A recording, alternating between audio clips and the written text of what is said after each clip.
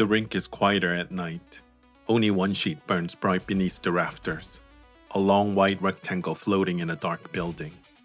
Late ice belongs to men who work all day and train anyway. The boards creak when the building settles. The pebble is sharper now, harder under the stones, less forgiving. Every mistake travels farther. Every connection has to be cleaner. There are no spectators at this hour, no banners watching, no noise to absorb impact. Just granite, just breath, just timing. On late ice, there's no guard to soften a hit. This is Clean Takeout, Chapter 2, No Guard on the Ice. The rink bar is warmer than the ice, but only barely. A television hums above the counter. Hockey highlights flickering across dusty bottles. The lights are low, yellowed, soft enough to blur the cracks in the ceiling tiles. The bartender wipes the counter in slow arcs and glances at the clock. They take their usual table. Nate settled with his back to the wall, shoulders squared. Evan slides in beside him, quieter than normal. Jonah drops into the opposite chair, restless. Cal doesn't sit. He looks at Jonah's jaw, then at Nate's rigid posture, then at Evan. Evan meets his eyes, gives a small shake of his head. Cal exhales one through his nose. 4 beers hit the table with soft thud. Jonah grabs his first, drinks deep. Nate watches the bruise darken along Jonah's cheekbone, purple blooming under sodium light. Cal finally sits. His gaze locks on Nate and Jonah. Whatever happened back there, he says evenly, doesn't happen again. You didn't even ask what. I don't need to, Cal cuts in. I saw enough. Silence tightens. Jonah drinks again, sharper now. Great. This is my life. Frozen towns and after-hour practices. Cal leans forward slightly. You put your hands on each other again. You're done here. Nate doesn't look away from Jonah. That, Nate says quietly, voice low and final, will never happen again. For a split second, something hot flashes behind Jonah's eyes. Then he laughs. Evan's breast catches. Cal straightens. 1 beer, he says. Then we go. Jonah drains his glass in 3 long pulls. Nate stays untouched. The register clicks shut behind the bar. The parking lot is nearly empty now. Jonah walks fast, boots crunching softly on grit. Nate follows. They slow at the same time. They've been placed there on purpose. Nate's truck is older, paint dull by years. Jonah's car looks new enough to smell expensive inside. He takes his time looking. His mouth curves. This is you, huh? It gets me to practice, Nate replies. Guess it does. The cold settles between them. Jonah steps closer, just enough to crowd Nate's space. That kiss earlier? Jonah says lightly. You should feel lucky. Nate doesn't move. Jonah glances at the car, then at Nate, then back at his car. Not everyone gets upgraded. Silence tightens. Nate's jaw hardens. Jonah's smile doesn't fade. Dream on, boy. Before Nate can answer, headlights sweep across the lot. Cal's truck rolls by slow.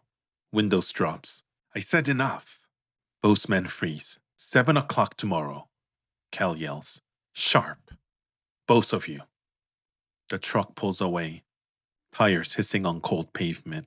Silence crashes back in. Jonah exhales a laugh. See you tomorrow, Skip. He opens his door, slides in, shuts it with clean click. The engine starts. Nate stares where he is. Breath slow, cold sinking deeper into his chest. No guard left, just pressure. Jonah hates the quiet before practice. Down south, rinks never really slept. There was always noise, always someone watching. Here, streetlights glowed over empty roads. Snowbanks hardened along sidewalks. The town felt like it was holding its breath. Jonah gripped the steering wheel, tighter than he needed to. This wasn't supposed to be where he ended up. One sponsor pulling, one coach calling him emotional, one meeting that turned into a development reset. Everyone knew what that meant. Disappear for a while, get smaller. He pulled into the rink lot, and cut the engine. The building looked older up close. This is my life now. He sat for a moment longer than necessary, before stepping out into the night. The small gym beside the ice sheet was already lit. Cal stood beneath the wall clock with his arm folded, stopwatch in hand. When Nate came through the door first, his breath was still fogging. Cal gave a single nod without looking up. Good, Cal said, voice low and even. The door opened again 6 seconds before the hour. Jonah stepped in, jacket still zipped. He met Cal's glance and shrugged once, the motion casual but tight at the edges. On time, Cal replied. He pointed toward the mat in the center of the room. Warm up, now. The stopwatch clicked. 30 minutes. Jonah moved to the mat first and lay back. Knees bent, feet flat. Nate knelt at his ankles without hesitation, hands crossing around them. Jonah rose in one quick motion, too quick, momentum carrying his face close to Nate's. Breast-brushed skin, warm, unsteady. And for a split second, Jonah's mind flickered to a gym in Toronto. Someone laughing breathless above him. He pushed the memory down and dropped again. Up, once more. Another fragment surfaced. A hotel room after a tournament. Someone whispering how unstoppable he looked. Jonah exhaled sharply through his nose. Nate's grip tightened, fingers pressing a fraction deeper into Jonah's ankle, anchoring the hips so the movement stayed clean and controlled. Jonah rose again, slower this time, deliberately. He didn't look away, and that was when he saw it. Nate's eyes held his, with an intensity that felt almost impersonal. It landed wrong in Jonah's chest, in a way he wasn't used to. Down again, and up. The closeness felt different now. Heavier, more deliberate. Nate's breast came hotter against his face. His eyes stayed locked, watching Jonah without devouring. That unsettled Jonah more than any flirtation ever had. The memories of other gyms and other nights faded entirely. All that remained was the burn in his thighs and core, the heat radiating between their bodies in a small space, the strange pull in his chest that had nothing to do with workout, and everything to do with the man kneeling in front of him. When they switched, Nate lay back on the mat without a word. Jonah knelt, hands closing around Nate's ankle, the same way Nate's had closed around his. Nate rose, and their faces came close again. Jonah leaned in automatically, instinctive, almost protective, to steady the rhythm. Nate's breast hit his cheek in short, hot bursts. His chest rose and fell under the thin shirt, fabric clinging where the sweat had begun to darken it. But Nate's eyes never wavered. They locked on Jonah's. Neither looked away. The air between them thickened. Cal's voice cut through from the side. Switch back. They obeyed without hesitation. But the rhythm had changed. Every rise, every drop, carried the same unspoken pressure. When Cal finally called time, Jonah dropped back onto the mat, heart hammering harder than the workout alone could explain. The door creaked open. Evan stepped inside, rubbing his hands together against the chill, still clinging to his jacket. What the hell? He muttered, eyes flicking between the two of them. Cal shouted from across the room. Ice time. They rose without a word. The mat still held the heat of their bodies. No one mentioned it, but the pressure followed them out to the sheet. The practice lasts for 3 hours. After, the locker room is warmer than the rink. Jonah peels off his jacket first, muscles still buzzing from the drills. Sweat darkens the collar of his shirt and clings to his shoulder and chest, the fabric outlining the lean, coiled power he carried since his first junior circuit. Evan heads for the shower without a word, towel slung over his shoulder, disappearing into the steam. Cal's voice fades down the hall, already talking to someone on the phone about tomorrow's sheet time. For the first time all night, it's just them. Jonah rolls his shoulders, feeling the tight pull, and the faint ache along his ribs. He lifts the hem of his shirt slightly, checking the faint bruise blooming purple and yellow along his side. He flexes once, stomach tightening, muscles shifting under skin still slick with sweat. Across the room, Nate looks up. Jonah catches him staring. A slow, sharp smile cuts across his mouth. Like what you see? Nate's jaw tightens. Get changed. Jonah doesn't step back. He steps forward. Jonah peels his shirt off in one slow, deliberate motion, letting the damp fabric drop to the bench with a soft slap. Have a good look, Jonah says, voice low and edged, eyes locked on Nate's. Nate doesn't move. His eyes stay level, steady. But the air thickens, the silence between them suddenly loud, with everything neither of them is saying. Jonah tilts his head, smile turning sharper. He turns, grabs his towel from the bench, and heads for the shower. Nate sits frozen longer than he should, eyes on the discarded clothes at his feet. He doesn't pick anything up. The locker room suddenly feels smaller. Jonah's apartment is quiet, in a way that feels louder than noise. Jonah drops onto the couch. He picks up the phone and opens the photo gallery. First comes the press shots. Mid-throw, on a national sheet. Crowds blurred behind glass barriers. Another picture. Him holding a trophy. Grin wide. Sponsor logo plastered across his jacket. Close up after a win. Sweat on his brow. Eyes bright with the kind of certainty that used to feel permanent.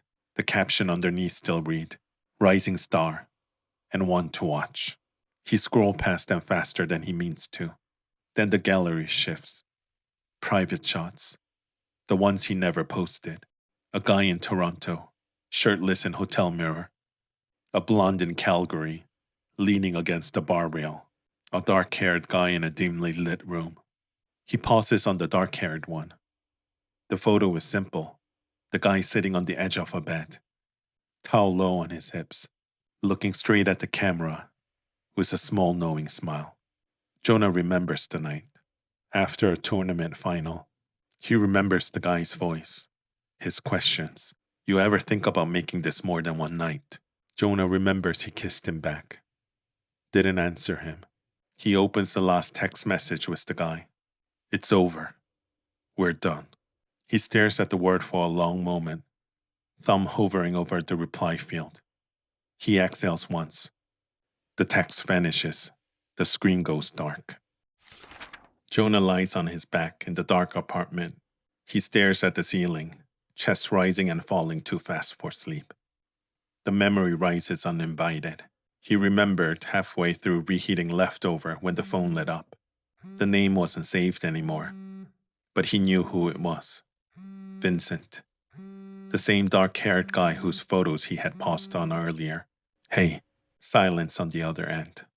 Long enough that Jonah could hear the faint hum of the traffic behind the voice. The same background noise that used to follow them out of bars and into elevators. So you didn't even bother telling me you were here. Jonah closed his eyes, leaning against the counter while the microwave hummed behind him. It's just temporary. That's what you said last time, Vincent said.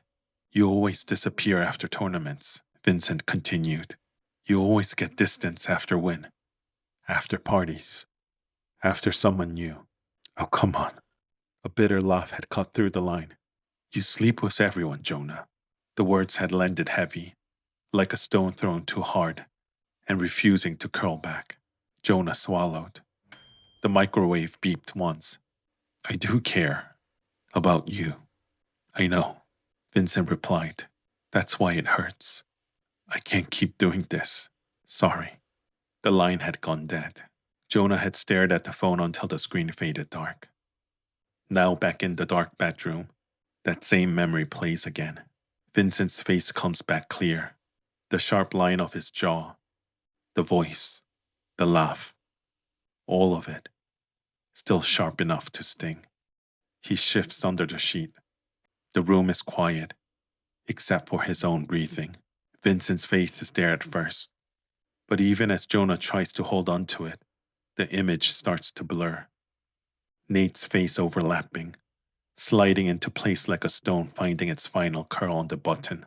Jonah doesn't know why Vincent's face, the one that used to burn bright in memory, is dissolving under Nate's gaze. The silence rushes back in. He stares at the ceiling again. He just lies there. Sleep doesn't come. Outside, The snow continues to fall. The apartment stays dark. Jonah closes his eyes, but the silence doesn't leave. The next day, the rink is dark when Jonah arrives. He drops his back hard against the boards, the sounds echoing off empty stands like a challenge no one's dared to answer. He stands in the middle of the sheet for a moment, breast fogging in the cold, then throws. Hard. Too hard. The first stone leaves his hand with a crack of release, rocketing down the sheet and slamming into the boards. Another stone follows, then another, each one missing the house by wider margins than the last. The rhythm is wrong. It's forced, jagged, nothing like the smooth flow he used to find under the bright lights. Sweat beads on his forehead despite the cold, drips into his eyes, stings. He wipes it away with the back of his glove and throws another one. The stones scatter across the sheet like mistakes he can't correct. The ice takes every hit, absorbs every miss, and it gives nothing back. Jonah throws until his arms shake, until his lungs burn, until the fury starts to feel like exhaustion instead of fire. He stops only when he can't lift another stone. He stands and looks, staring at the scattered stones, the scuffed pebble, the empty house. From the doorway, Nate watches. He had been standing there for a long time. Jonah, he calls, voice low and even. Jonah doesn't turn. His shoulders are tight, breasts visible in short wrecked clouds. Go home. That's not training, Nate says. Jonah sees him stepping close, boots hitting the matting with a dull thud. Jonah also steps closer to him. Get out of my way. Voice rough, already moving to brush past. Nate doesn't step aside. He reaches out instead, one hand catching Jonah's arm as he tried to pass. The same grip he used in drills 100 times. Fingers closing around Jonah's bicep, with enough strength to stop him cold. Jonah yanks back. Don't touch me. Nate doesn't release. Jonah shoves him, open palm to Nate's chest. Enough force to make Nate slid back half a step on the matting. But Nate pulls Jonah right back. One hand still on his arm, the other catching his waist as they collide. Chest to chest, breathing crashing loud in the quiet rink. Heat cut through the cold between them. Jonah's sweat-damp shirt against Nate's jacket. The frantic beat of Jonah's pulse under Nate's grip. Jonah's eyes flick to Nate's mouth.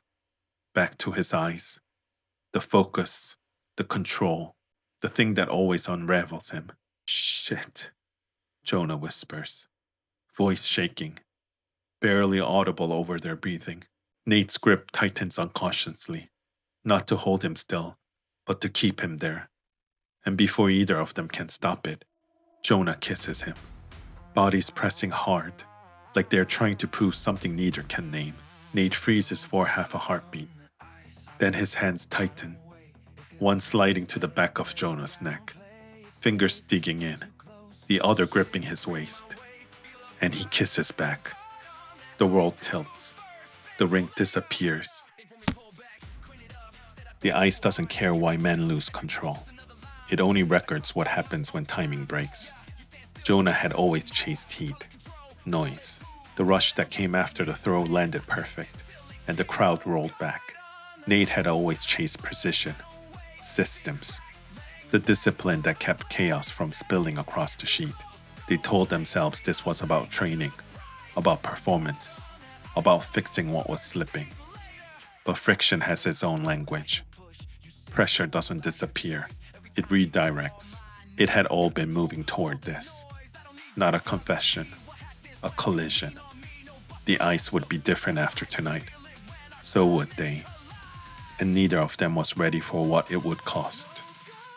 This is Clean Takeout, Chapter 2, No Guard on the Ice. Don't forget to subscribe, like, and share for more stories on gay audiobooks.